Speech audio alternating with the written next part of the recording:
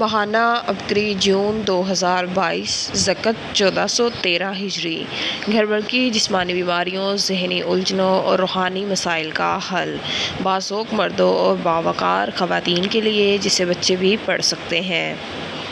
جھوٹی قسمیں کھائیں اور دولت مند ہو جائیں۔ 60 ستی کے ذریعے مسلط ہنومان سے چھٹکارا کیسے ملا؟ آیت پڑھی اور دشمن کی نظروں سے اوجھل ہو گئے۔ بچوں کو 6 مہلک بیماریوں سے بچانا ہے تو مجھے پڑھنا ہوگا۔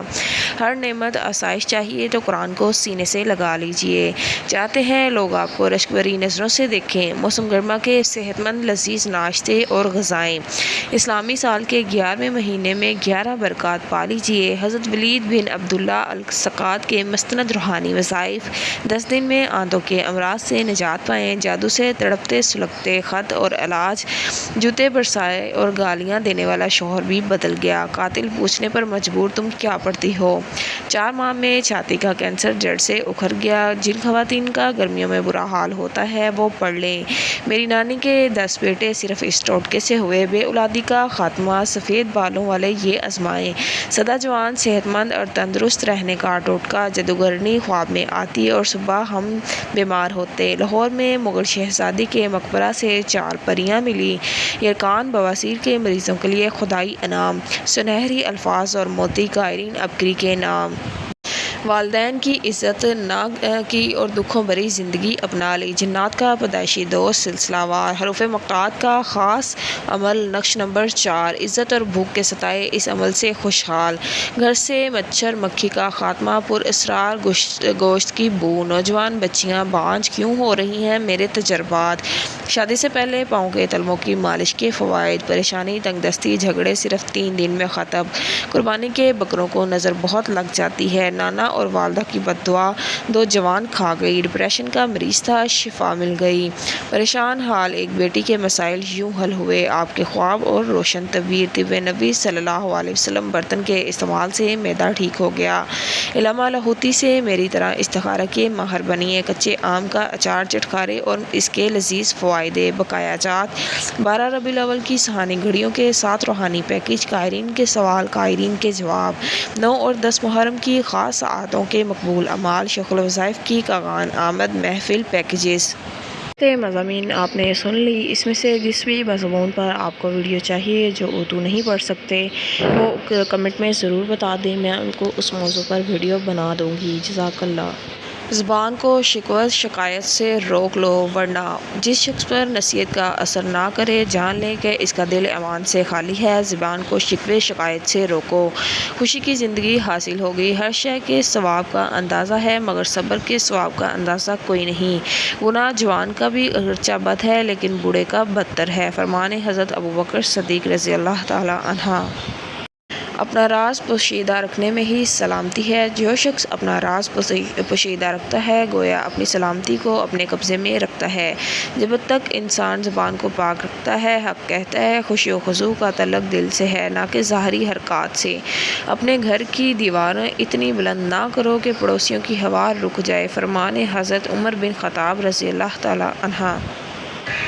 ایڈیٹر کے قلم سے جو میں نے دیکھا، سنا اور سوچا، حال دل۔ جھوٹی قسمیں کھائیں، تجربہ دولت مند ہو جائیں، شرط ہے۔ قائرین کیا یہ سچ ہے؟ تو پھر کیا ہے؟ آئیے ہم آگے چلتے ہیں۔ بہت پرانی بات ہے، میں 8ویں جماعت میں پڑھتا تھا۔ ہم تمام گھر والے ایک جوتوں کی دکان تھی، وہاں سے جوتے لیتے تھے۔ میرا قد بچپن ہی سے لمبا تھا۔ میں اس دکان پر گیا تو میرے پاؤں کا جوتا نہ ملا۔ میں نے اسکول پہن کر جانا تھا تو اماں رحمۃ اللہ علیہ نے فرمایا خود جا کر لے آؤ، اور مجھے پیسے دے دیے۔ مجھے یاد ہے اس وقت میری جیب میں 60 روپے تھے۔ جوتا اس وقت کم قیمت میں بہت اچھی کوالٹی کا آنا تھا۔ دکاندار بہت صاف ستھرے مزاج کا، مناسب دام، اچھا کلام، نہ قسمیں نہ جھوٹ، لیکن مجبوراً اس دکان سے مجھے جوتا نہ ملا۔ میں نے اس سے چند دکانیں چھوڑ کر دکان پر گیا، مجھے دیکھ کر مسکرایا اور کہنے لگا بیٹا کیا کہتے ہو؟ وہ شخص اس وقت شاید کوئی 40 سال کے قریب ہوگا۔ میں نے اپنے جوتے کا سائز دیا، اس نے وہ جوتا دیا اور بہت سی باتیں کرتا تھا۔ کہتا تھا مجھے پتا ہے تمہارا سارا خاندان اس دکان سے جوتے لیتا ہے، جبکہ اس کا مال 2 نمبر ہوتا ہے اور ہر تھوڑی دیر کے بعد قسم بھی کھاتا اٹھاتا کہکا بھی لگاتا اور کبھی سنجیدہ بھی ہو جاتا، بار بار یہ بات بتا رہا تھا کہ اس کے جوتے اچھے نہیں ہوتے، جلد پھٹ جاتے ہیں، ٹوٹ جاتے ہیں، اور باقاعدہ کہہ کر گندا مال بنواتا ہے اور مہریں اپنی مرضی کی لگواتا ہے، اور قسم کھا کر کہتا کہ میں بہترین مال بنواتا ہوں، اور اپنی والدہ کو جا کر کہنا کہ آئندہ جوتے مجھ سے لے۔ میں جوتے لے کر گھر آیا تو اماں رحمۃ اللہ علیہ نے دیکھتے ہی کہا کہ جوتے کہاں سے لے کر آئے ہو؟ میں نے ساری بیتیا اماں کو سنائی۔ اماں رحمۃ اللہ فرمانے لگی، تمہیں وہاں سے جوتا نہیں لینے چاہیے تھے، تمہیں کہہ کر آنا چاہیے تھا کہ جو جوتا منگوا لیتے ہیں میں اپنے گھر کے ملازم کے ذریعے کہہ دیتی ہوں، اور جوتے ہمارے مطلب کے منگوا کر بھیج دیتے تھے، مگر مجھے تجربہ نہیں تھا، کیا کرتا؟ جو کمایا بیماری، علاج، معالج اور ڈاکٹر پر لٹایا۔ وقت گزرتا گیا۔ 1951 کی بات ہے، مجھے یاد ہے وہ اگست کا مہینہ تھا، کیونکہ 14 اگست کے لیے لوگ بہت زیادہ سڑکوں پر تھے۔ میرے دواخانہ میں ایک شخص آیا، اس کو 2 آدمیوں نے تھاما ہوا تھا، ہائے ہائے کر رہا تھا وہ بیٹا۔ جب اس کی باری آئی تو میں نے اس کو غور سے دیکھا تو یہ وہی جوتوں کا دکاندار تھا۔ حالات پوچھے تو کہنے لگا، دل کی بیماری ہے، پٹھوں کے اعصاب کمزور ہیں، جوڑ ختم ہو چکے ہیں، کمر دکھتی ہے، تھوڑی دیر بولوں تو سانس پھول جاتا ہے، ہر وقت جسم نڈال، اب تک 5 آپریشن کروا چکا ہوں، زندگی میں جو کمایا تھا وہ سارا بیماری، علاج، معالجے اور ڈاکٹر اور آپریشن میں لگ چکا ہے۔ گھر میں ہر وقت جھگڑے، لڑائیاں، بہو بیٹیاں آپس میں الجھتے رہتے ہیں، ناکامیاں، مشکلات، زندگی میں اچیرن اور تلخ حالات نے میری زندگی کو آخری درجہ میں ناکام کر دیا۔ ایک بیماری سے نکلتا ہوں، دوسرا، ایک دکھ ختم نہیں ہوتا، دوسرا اولاد ساتھ نہیں دیتی، چیختا رہتا ہوں، کوئی نہیں سنتا، ساری عمر کما کر انہیں کھلایا اور منہ سے بے ساختہ نکلا، جیسا بھی کمایا انہیں کھلایا، بس یہ لفظ سنے اور میرا جسم پر کرنٹ لگا اور مجھے ایک دفعہ جوتا لینے اور بات بات پر قسمیں جھوٹ کی ساری گزشتہ کہانی یاد آ گئی۔ اس زندگی کی شام ختم ہوئی۔ ساری عمر جھوٹ اور قسموں کا نام پر کمایا، اولاد کی شکل میں اور صحت میں شکل میں بے وفائی، اور بے وفائی کچھ نہ ملا، کچھ حاصل نہ ہوا، اس زندگی کا انجام بخیر نہ ہوا، اور وہ شخص اس شکایت میں یوں ہی مر گیا اور ایک پیغام دے گیا کہ خیال کرنا، جھوٹ اور قسموں کے نام سے کمایا ہوا مال نہ نسلوں کے کام آتا ہے اور نہ نسلوں کے سکون اور راحت کا ذریعہ بنتا ہے اور نہ اپنے۔ آئیے میں ایک اور عبرتناک واقعہ سناتا ہوں جو اس سے بھی کئی زیادہ عبرتناک ہے۔ جھوٹی قسم کی عبرتناک کہانی۔ دوران سفر ایک ساتھی نے بتایا کہ ہمارے محلے میں ایک شخص رہتا ہے جس کا کاروبار بکرے بیچنا تھا، مشہور تھا، لوگ دور دراز سے ایک خاص نسل کے بکرے سے اس سے خریدنے کے لیے آتے تھے، کیونکہ گھر کے قریب ہی اس کا اڈا تھا۔ جب اس کا اور گاہک کی ریٹ پر بحث ہوتی تو پاس کھڑا ہو جاتا، سارا دن دیکھتا، وہ جھوٹی قسمیں کھاتا، اپنے بیٹوں کی، اپنی بیٹیوں کی بات بات پر کلمہ پڑھتا اور جھوٹی قسمیں کھا کھا کر گاہک کو مجبور کر دیتا اور اس کے بتائے ہوئے ریٹ پر بکرا خرید لیتا۔ گاہک کے جانے کے بعد گاہک کو 2-3 موٹی موٹی گالیاں دیتا اور فخری انداز سے پیسے اپنی جیب میں ڈال لیتا، جیسے بہت بڑا مار کا سر کر لیا ہو۔ حالانکہ گاہک بھی اکثر جانتے تھے کہ جتنی رقم وہ دے رہے ہیں یہ چیز اتنے کی نہیں ہے، مگر وہ شخص کی باتوں میں ایسا الجھتے، قسمیں کھایا، کلمے پڑھ اور اپنی اولاد کی سر کی قسمیں ادا کی، اپنی بیٹیوں کو گندی گالی نکال کر کہتا کہ اگر ایسا ہو تو میری بیٹی کو یہ ہو جائے، میرے بیٹے کو فلاں مرض، یا میرے بھائی کو یہ ہو جائے۔ لوگوں نے بہت سمجھایا کہ تم اتنی قسمیں نہ اٹھایا کرو، جو تیرے مقدر کا ہے وہ تیری جیب میں ہی آنا ہے۔ اس کی یہی قسمیں دیکھتا ہوں، اس کے بچوں کے ساتھ ہی نے بڑا ہوا، اس کے گھر کے علاج ذرا دل تھام کے پڑھیے گا۔ ساری عمر لاکھوں کمایا مگر آج بھی گھر میں غربت کے سائے ہیں، ساری عمر لاکھوں کمائے مگر گھر میں غربت کے ڈیرے ہیں۔ اس کے بکرے کھڑے کھڑے اچانک مر جاتے تھے، ایک بھائی پاگل ہو گیا، وہ ابھی تک پاگل ہے، اس کی ایک بیٹی بڑی جوانی میں اچانک فوت ہو گئی، اس کا غم ابھی ہلکا نہیں ہوا تھا کہ ایک بیٹی گھر سے بھاگ گئی، اس کو ذلت کے لیے ہمارے علاقے سے گھر چھوڑ کر دوسری جگہ منتقل ہوا، پھر معلوم ہوا کہ اس کی تیسری بیٹی کو دماغی توازن خراب ہو گیا اور وہ سارا دن گلی میں بیٹھی رہتی ہے، اس کا کچھ ہوش نہیں ہے، بیوی بیماریوں کا گھر بنی ہوئی ہے، کبھی کسی ہسپتال کبھی کسی ہسپتال، وہ شخص آج بیماریوں، تکالیف، الجھن، مشکلات میں گھرا ہوا ہے مگر انداز وہی ہے۔ سارستی کے ذریعے مسلط ہنومان سے چھٹکارا کیسے ملا؟ حصہ پنجم۔ بغداد کی بابرکت سرزمین پر شیخ الوظائف نے سارستی کے راز کھول دیے۔ کالا جادو، بندش، سفلی عمل جب اپنی انتہا پر پہنچ جاتا ہے تو وہ سارستی کہلاتا ہے، اور یہ بعض اوقات نسل در نسل بندش کی شکل میں چلتا ہے اور زندگی کا ہر نظام، تنگ، مشکلات، مسائل، ناکامیاں، پریشانیاں مقدر بن جاتی ہیں۔ آئیے خود اور اپنی نسلوں کو سارستی سے بچانے کے لیے شیخ الوظائف سے یہ راز جانیے، سمجھیے، ان پر عمل کیجیے اور پرسکون زندگی گزاریے۔ گزشتہ سے پیوستہ تو کہنے لگے یہ سکون اور راحت جانے کی بنیادی وجہ میرے چاچا تھے۔ ہمارے پاس بہت مال تھا۔ میرے والد بچپن میں فوت ہو گئے تھے، والدہ جوانی میں بیوہ ہو گئی، ہم دونوں بھائی ہیں، بس میری والدہ نے ہمیں پالا۔ میرے چچا ہمارے سارے مال پر قابض ہو گئے۔ جب میں بڑا ہوا تو میں نے چچا سے مال کا مطالبہ کیا تو وہ کہنے لگے کہ ہاں بیٹا تمہارا حق ہے۔ وہ مجھے ایک چھوٹا فلیٹ دے دیا، کہنے لگے یہ تمہارا حق ہے، بس لے لو۔ تو میری اماں کہنے لگی ہمارے مال اتنا تیرے پاس ہے، آدھا تیرا ہے آدھا ہمارا ہے۔ کہنے لگا تمہارا والد جب فوت ہو گیا تھا یہی چھوڑا تھا، باقی تو میں نے کمایا ہے، تمہارا میرے پاس کچھ نہیں ہے۔ جب ہم نے زیادہ اس سے مطالبہ کیا تو مجھے احد پہاڑ کے پیچھے لے گیا، وہاں ایک ترکمانی بیٹھا تھا، افریقی کالا، اور ان کی خواتین بیٹھی تھی۔ ان کو جا کر میرے چچا نے پیسے دیے اور کہا کہ اس کو اپنی ڈال دو، یہ میرا چھوڑ دے۔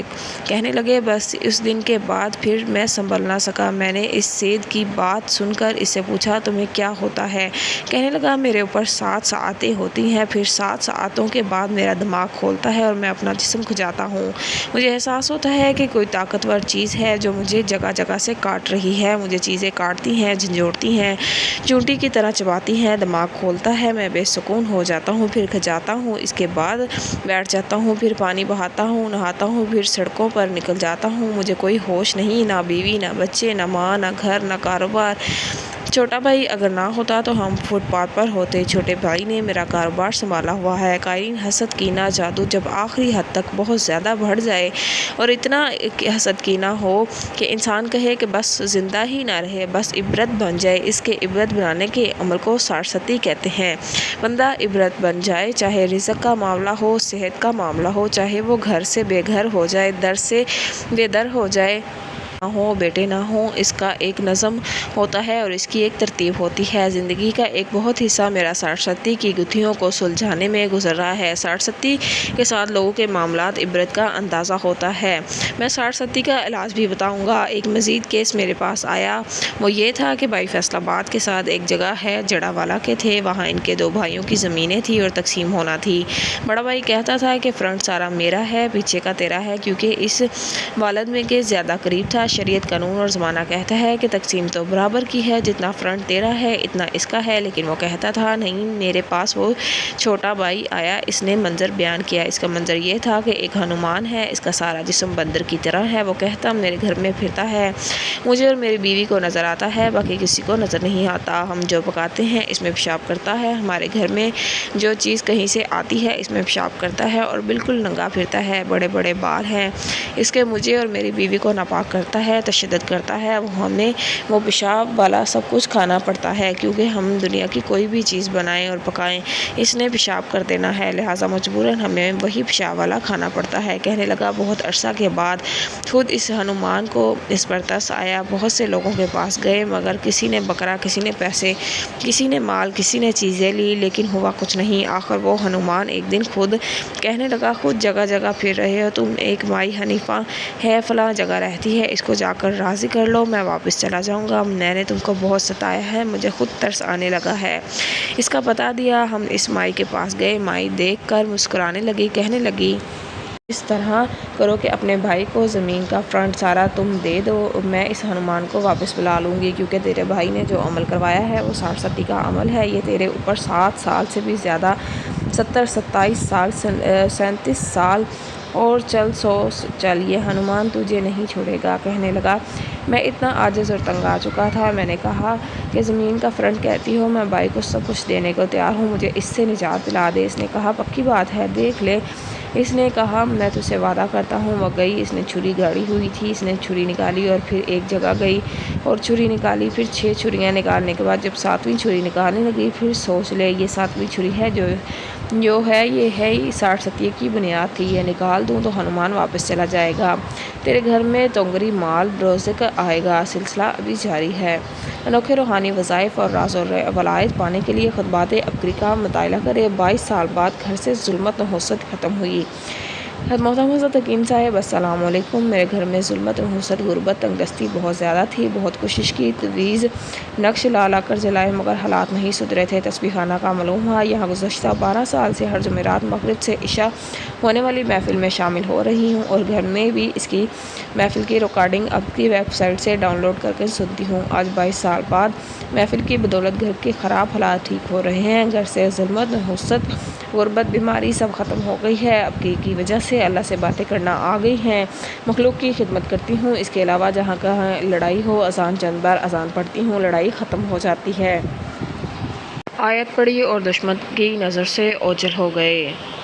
حضرت سیدنا اسماء بنت ابی بکر رضی اللہ تعالیٰ عنہا سے روایت ہے کہ جب یہ آیت نازل ہوئی تبت یدا ابی لہب و تبا، ترجمہ تباہ ہو جائیں ابو لہب کے دونوں ہاتھ، اور تباہ ہو ہی گیا۔ تو ابو لہب کی بیوی ام جمیل حوا بنت حرب چیخی چنگارتی ہاتھ میں پتھر لیے آئی اور کہنے لگی، ہم اپنی مزاحمت کرنے والے مخالفت کرتے ہیں، اس کے دین کے دشمن ہیں اور جس بات کی دعوت دے رہا ہے اسے کبھی تسلیم نہ کریں گے۔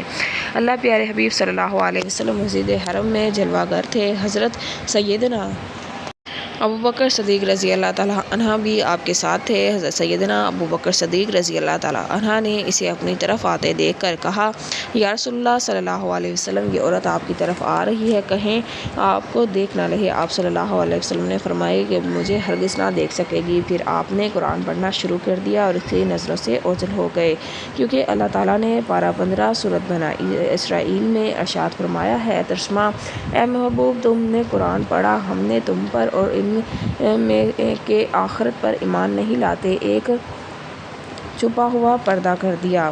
جب وہ عورت حضرت سیدنا ابو بکر صدیق رضی اللہ تعالیٰ عنہ کے پاس آ کر کھڑی ہوئی تو نور کے پیکر نبی تمام نبیوں کے سردار کو نہ دیکھ پائی۔ بولی، ابو بکر تمہارے دوست نے میری مزاحمت کی ہے۔ فرمایا، رب کعبہ کی قسم انہوں نے ہرگز تیری مزاحمت نہیں کی۔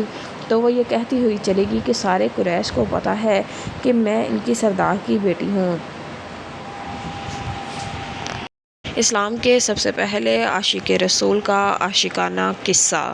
ام المومنین حضرت سیدنا عائشہ صدیقہ رضی اللہ تعالیٰ عنہا سے روایت ہے کہ آغاز اسلام میں جب اللہ تعالیٰ کے محبوب صلی اللہ علیہ وسلم کے صحابہ کی تعداد 38 ہو گئی تو حضرت سیدنا ابو بکر صدیق رضی اللہ تعالیٰ عنہ نے حضور صلی اللہ علیہ وسلم سے اعلان و اظہار اسلام کے لیے اجازت طلب کی۔ آپ صلی اللہ علیہ وسلم نے فرمایا، اے ابو بکر، ہم ابھی تعداد میں کم ہیں۔ مگر حضرت سیدنا ابو بکر رضی اللہ تعالیٰ عنہ فرماتے رہے یہاں تک کہ حضور صلی اللہ علیہ وسلم نے اظہار اسلام کی اجازت فرما دی۔ مسلمان مسجد حرم کے آس پاس کے علاقے میں پھیل گئے۔ ہر شخص اپنے خاندان کو اسلامی دعوت پیش کرنے لگا۔ حضرت سیدنا ابو بکر صدیق رضی اللہ تعالیٰ عنہ لوگوں کو خطبہ اسلام دینے کے لیے کھڑے ہوئے اور وہاں رسول اللہ صلی اللہ علیہ وسلم تشریف لائے۔ اس طرح آپ رضی اللہ تعالیٰ عنہ کو علانیہ لوگوں کو اللہ اور اس کے رسول کی طرف بلانے والے پہلے خطیب کا شرف حاصل ہوا۔ مشرکین مکہ نے جب مسلمانوں کو کھلم کھلا دعوت اسلام دیتے ہوئے دیکھا تو ان کا خون کھول اٹھا اور وہ حضرت سیدنا ابو بکر صدیق رضی اللہ تعالیٰ عنہ اور دیگر مسلمانوں پر ٹوٹ پڑے۔ انہوں نے مسلمانوں کو مارنا پیٹنا شروع کر دیا۔ حضرت سیدنا ابو بکر صدیق رضی اللہ تعالیٰ عنہ کو بھی نہایت ہی بری طرح مارا اور انہیں پاؤں سے روندا، حتیٰ کہ عتبہ بن ربیعہ خبیث آپ رضی اللہ تعالیٰ عنہ کے قریب آئے اور اپنے ناپاک جوتے آپ کے مبارک چہرے پر مارنے لگا۔ آپ کے پیٹ پر چڑھ گیا، اچھل کود کرنے لگا اور آپ کو مار مار کر اتنا زخمی کر دیا کہ آپ کا چہرہ پہچانا نہیں جا رہا تھا۔ نیز آپ رضی اللہ تعالیٰ عنہ بے ہوش ہو گئے۔ جب آپ کے قبیلے بنو تمیم کے لوگوں کو پتہ چلا تو وہ دوڑتے ہوئے آئے اور مشرکین کو آپ سے دور کیا اور ایک کپڑے میں ڈال کر آپ کے گھر لے گئے۔ آپ تشویشناک حالت دیکھ کر انہیں ایسا لگا کہ آپ زندہ نہ رہ پائیں گے، اس لیے انہوں نے بیت اللہ میں آ کر اعلان کیا کہ اگر ابو بکر زندہ نہ رہے تو ہم ان کے بدلے میں عتبہ بن ربیعہ کو ضرور قتل کریں گے۔ یہ اعلان کر کے وہ دوبارہ آپ کے پاس آ گئے۔ آپ کی والد ابو قحافہ بن تیم کے لوگ بہت پریشان تھے، مسلسل آپ سے گفتگو کرنے کی کوشش کر رہے تھے۔ بالآخر دن کے آخری حصے میں آپ رضی اللہ تعالیٰ عنہ کو ہوش آ گیا۔ جب انہوں نے آپ رضی اللہ تعالیٰ عنہ سے خیریت دریافت کی تو آپ کی زبان سے سب سے پہلے جملہ یہ نکلا کہ رسول صلی اللہ علیہ وسلم کس حال میں ہیں۔ آپ کی یہ بات سن کر قبیلے کے کئی لوگ ناراض ہو کر چلے گئے اور جس کی خاطر یہ نوبت آئی ابھی تک اس کا نام لے رہے ہیں۔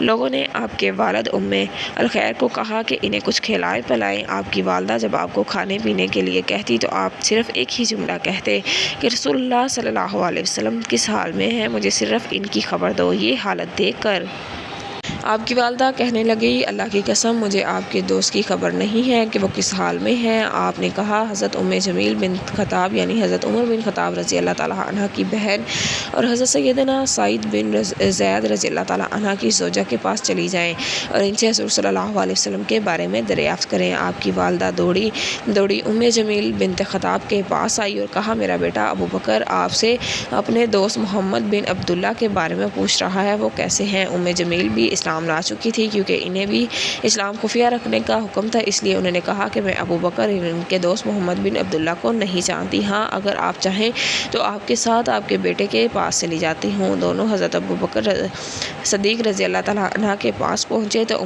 جمیل بنت خطاب آپ کو زخمی نڈال دیکھ کر بے ساختہ پکار اٹھی، خدا کی قسم ان لوگوں نے فاسقوں اور کافروں کی خاطر آپ کو یہ اذیت دی، مجھے امید ہے اللہ تعالیٰ ان سے ضرور بدلہ لیں گے۔ آپ رضی اللہ تعالیٰ عنہ نے ان سے یہی پوچھا کہ رسول اللہ صلی اللہ علیہ وسلم کس حال میں ہیں؟ انہوں نے آپ کی والدہ کی طرف اشارہ کیا کہ یہ سن رہی ہیں۔ آپ نے فرمایا ان کی فکر نہ کرو، تم بیان کرو۔ انہوں نے کہا آپ صلی اللہ علیہ وسلم محفوظ ہیں اور بالکل خیریت سے ہیں۔ آپ نے پوچھا حضور صلی اللہ علیہ وسلم اس وقت کہاں ہیں؟ انہوں نے جواب دیا دار ارقم میں تشریف فرما ہیں۔ فرمایا خدا کی قسم میں اس وقت تک کچھ نہ کھاؤں گا اور نہ پیوں گا جب تک سرکار صلی اللہ علیہ وسلم کو بذات خود نہ دیکھ لوں۔ بہرحال جب سب لوگ چلے گئے تو آپ کی والدہ جمیل بنت خطاب یہ دونوں آپ کو سہارا دے کر سرکار صلی اللہ علیہ وسلم کی بارگاہ میں لے گئے۔ جب آپ صلی اللہ علیہ وسلم نے اپنے اس عاشق کو زار میں دیکھا تو آپ دیدہ ہو گئے اور آگے بڑھ کر تھام لیا اور ان کے بوسے لینے لگے۔ یہ پر بہار کا معاملہ دیکھ کر تمام مسلمان بھی فرط جذبات میں آپ کی طرف لگ گئے۔ آپ کو زخمی دیکھ کر سرکار صلی اللہ علیہ وسلم سے بڑی رغبت طاری ہوئی۔ حضرت سیدنا ابو بکر صدیق رضی اللہ تعالیٰ عنہ نے عرض فرمایا یا رسول اللہ صلی اللہ علیہ وسلم میرے ماں باپ آپ پر قربان، میں ٹھیک ہوں، بس چہرہ تھوڑا زخمی ہو گیا ہے۔ جس دن آپ رضی اللہ تعالیٰ عنہ کو تکلیف دی گئی اس روز آپ کی والدہ حضرت سیدنا سلمہ رضی اللہ تعالیٰ عنہ اور حضرت سیدنا امیر حمزہ رضی اللہ تعالیٰ عنہ بھی اسلام لے آئے تھے۔ اسلامی سال کے 11ویں مہینے کی برکات پا لیجیے۔ ذقت اسلامی سال کا 11واں مہینہ ہے۔ یہ بڑا مبارک اور حرمت والا مہینہ ہے۔ اس مہینے میں عرب جنگ کو ترک کر دیتے تھے اور اپنے گھروں میں بیٹھے رہتے تھے۔ حضور نبی کریم صلی اللہ علیہ وسلم کا ارشاد ہے کہ ذقت کا مہینہ بہت بزرگی والا مہینہ ہے، اس ماہ کی عبادت بہت افضل ہے۔ ذقت کا چاند، جب ذقت کا چاند دکھے تو یہ دعا پڑھیں، دعا در سائل ہے۔ پہلی شب، اس مہینے کی پہلی شب کو چاہیں کہ 30 رکعت نفل نماز 2 رکعت کر کے اس طرح سے پڑھے کہ ہر رکعت میں سورۃ فاتحہ کے بعد ایک مرتبہ سورۃ زلزلال پڑھیں اور سلام پھیرنے کے بعد ایک مرتبہ سورۃ نبا یعنی اما یتساءلون پڑھے۔ اس کے علاوہ کوئی ذقت کی پہلی شب نماز عشاء کے بعد 4 رکعت نفل نماز 2 رکعت کر کے اس طرح سے پڑھے کہ ہر رکعت میں سورۃ فاتحہ کے بعد 33 مرتبہ سورۃ اخلاص پڑھے۔ نماز کے بعد نہایت خشوع و خضوع کے ساتھ اللہ تعالیٰ سے اپنے گناہوں کی معافی مانگے، خلوص دل سے توبہ کرے تو انشاءاللہ تعالیٰ اس کی توبہ قبول ہوگی، اللہ تعالیٰ اس کو بخش دیں گے۔ ذی القعدہ کے ہر جمعہ کو ثواب عظیم پائیے۔ ذقت کے مہینے میں چاہے کہ ہر جمعے کے دن نماز جمعہ کے بعد 4 رکعت نفل نماز 2 رکعت کر کے اس طرح سے پڑھے کہ ہر رکعت میں سورۃ فاتحہ کے بعد 21 مرتبہ سورۃ اخلاص پڑھیں، انشاءاللہ تعالیٰ ثواب عظیم حاصل ہوگا۔ ذی القعدہ کی ہر شب دعاؤں کی قبولیت کا موقع، 2 رکعت نفل۔ ذقت کے ہر مہینے کی ہر شب کو نماز عشاء کے بعد 2 رکعت نفل نماز اس طرح سے پڑھے کہ ہر رکعت میں سورۃ فاتحہ کے بعد 3 مرتبہ سورۃ اخلاص پڑھیں اور ہر نماز کے بعد اللہ تعالیٰ سے دعا مانگیں، انشاءاللہ تعالیٰ ہر رات عمرہ کی عبادت کا ثواب ملے گا۔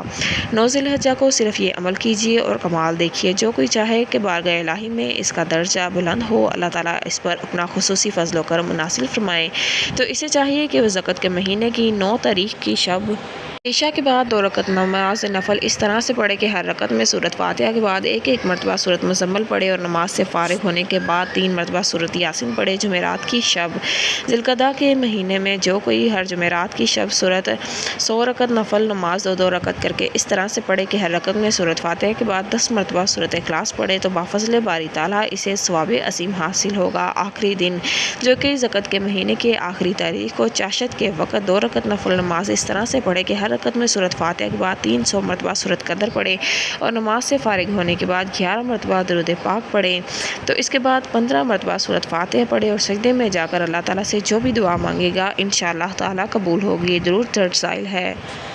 گھبرائیے مت، آپ کی خوشیوں، راحتوں اور برکات کا پیغام آیا ہے۔ پریشانیوں بیماریوں سے عاجز متوجہ ہوں، اپنا روحانی آپریشن خود کیجیے۔ ماہانہ روحانی محفل۔ آپ پریشان ہیں، سالہ سال سے بیمار ہیں، آپ کا کوئی عزیز زندگی سے عاجز اور خودکشی کرنے پر مجبور ہے، کاروباری بندشیں، گھریلو الجھنیں، جھگڑے، بات طلاق تک پہنچ چکی ہے۔ گھبرائیے مت، اس ماہ کی یہ مقبول گھڑیاں آپ کے لیے خوشیوں اور خوشحالیوں اور برکتوں کا پیغام لائی ہے۔ اس ماہ کی روحانی محفل 10 جون بروز جمعہ عصر تا مغرب، 19 جون بروز اتوار رات 9:13 سے لے کر 10:07 تک، 28 جون بروز منگل صبح 11 بجے سے لے کر 19 سے لے کر 12:07 تک۔ یا وسیع یا توابو پڑھیں، یہ ذکر بکاری بن کر خلوص دل، درد دل، توجہ اور اس یقین کے ساتھ کہ میرا رب میری فریاد سن رہا ہے، 100% قبول کر رہا ہے۔ پانی کا ایک گلاس سامنے رکھیں اور تصور کے ساتھ پڑھیں کہ آسمان سے ہلکی پیلی روشنی آپ کے دل پر ہلکی بارش کی طرح برس رہی ہے اور دل کو سکون و چین نصیب ہو رہا ہے، مشکلات فوری حل ہو رہی ہیں۔ وقت پورا ہونے کے بعد دل و جہاں سے پوری امت عالم اسلام اور غیر مسلموں کے ایمان کے لیے، پوری دنیا میں امن کے لیے دعا کریں، اپنے لیے اور اپنے عزیز و اقارب کے لیے دعا کریں، پورے یقین کے ساتھ دعا کریں۔ ہر جائز دعا قبول کرنا اللہ تعالیٰ کے ذمہ ہے۔ دعا کے بعد پانی پر 3 بار دم کر کے پانی خود پئیں، گھر والوں کو بھی پلا سکتے ہیں۔ انشاءاللہ آپ کی تمام جائز مرادیں ضرور پوری ہوں گی۔ ہر محفل کے بعد 20 روپے صدقہ ضرور دیں۔ روحانی محفل کے درمیان اگر نماز کا وقت آ جائے تو پہلے نماز ادا کریں، بقیہ وقت نماز کے بعد پورا کیا جائے۔ اگر اسی وقت پر یہ وظیفہ روزانہ کر لیں تو اجازت ہے، مستقل بھی کرنا چاہے تو معمول بنا سکتے ہیں۔ ہر مہینے کا ورد مختلف ہوتا ہے اور خاص وقت اور تعین کے ساتھ ہوتا ہے۔ بے شمار لوگوں کی مرادیں پوری ہوئیں، ناممکن ممکن ہوئے، پھر لوگوں نے اپنی مرادیں پوری ہونے پر خطوط لکھے۔ آپ بھی روحانی مراد پوری ہونے پر خط ضرور لکھیں۔ مراقبہ پوری دنیا میں مانا ہوا علاج۔ مراقبے کے جب کمالات کھلے تو حیرت کا انوکھا جہان اور مشکلات کا 100% حل خود آپ کو حیرت زدہ کر دے گا۔ مراقبہ اور دور جدید کی ضدی تمام بیماریوں کا آزمودہ علاج، خاص طور پر ٹینشن، ڈپریشن، ذہنی جسمانی دباؤ، کھچاؤ، نیند کی کمی کا پوری دنیا میں مانا ہوا علاج ہے۔ بڑے بڑے ماہرین نفسیات اور ان تمام بیماریوں کا علاج مراقبہ سے ہی کرتے ہیں۔ جدید سائنس آج اسی امراض کا یقینی علاج قرار دے رہے ہیں۔ میڈیٹیشن یعنی مراقبہ ازل سے روحانیت کی ترقی اور مشکلات کا حل کا علاج رہا ہے۔ ہزاروں تجربات کے بعد اب کی قائرین کے لیے مراقبے سے علاج پیش خدمت ہے۔ سوتے وقت اگر باوضو اور پاک سوئیں تو سب سے بہتر، ورنہ کسی بھی حالت میں صرف 10 منٹ بستر پر بیٹھ کر لاتعداد مسلسل یا علیو یا عظیمو پڑھیں۔ اول آخر 3 بار درود شریف پڑھ کر پھر لیٹ جائیں۔ جس مرض کا خاتمہ یا الجھنوں کا حل چاہتے ہیں، اس کو ذہن میں رکھ کر یہ تصور دہرائیں کہ آسمان سے سنہرے رنگ کی روشنی میرے سر سے پورے جسم میں داخل ہو کر اس مرض کو ختم یا الجھن کو حل کر رہی ہے، اور اس وظیفے کی برکت سے میں 100% پریشانی سے نکل گیا ہوں۔ یہ یہاں تک کہ اس تصور کو دہراتے دہراتے آپ کو نیند آ جائے۔ شروع میں تصور کرتے ہوئے آپ کو مشکلات ہوں گی، لیکن بعد میں جب آپ پر اس کے کمالات کھلیں گے تو حیرت کا انوکھا جہان اور مشکلات کا 100% حل خود آپ کو حیرت زدہ کر دے گا۔ مراقبے کے تجربات ہمیں لکھنا نہ بھولیے۔ مضامین آپ نے سن لی، اس میں سے جس بھی مضمون پر آپ کو ویڈیو چاہیے جو اردو نہیں پڑھ سکتے وہ کمنٹ میں ضرور بتا دیں، میں ان کو اس موضوع پر ویڈیو بنا دوں گی۔ جزاک اللہ۔